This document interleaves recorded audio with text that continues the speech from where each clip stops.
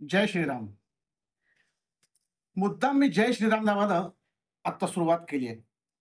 याचं कारण म्हणजे महाराष्ट्रातले एक तथाकथित विद्वान, विचारवंत ज्ञानेश महाराज यांनी सध्या जी मुक्ताफळं उधळली आहेत, त्याबद्दल कोणीच काही बोलत नाहीये.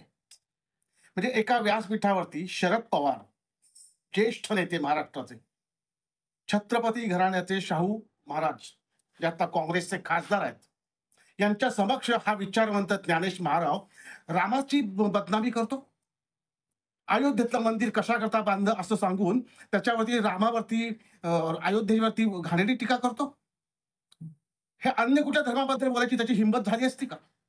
आम्ही हिंदू सहिष्णू आहोत, मग तुम्ही हिंदू धर्माबद्दल वाटेल ते बोलणार आणि ते आम्ही ऐकून घ्यायचं का? हे चालणार नाही. केवळ भाजपचा द्वेष करण्यासाठी तुम्ही रामाला बदनाम करता. कुठले दाखले देता? मामा वरेरकरांच्या भूमिकन्या सीता नाटकाचे दाखले देता. तुम्ही रामायणाचे दाखले द्यायचे होते, तुम्हाला बोलायचं होतं. वाल्मिकी रामायण वाचायला पाहिजे होतं. काय ज्ञानेश महाराज तुम्ही असं कसं काय बोलू शकता?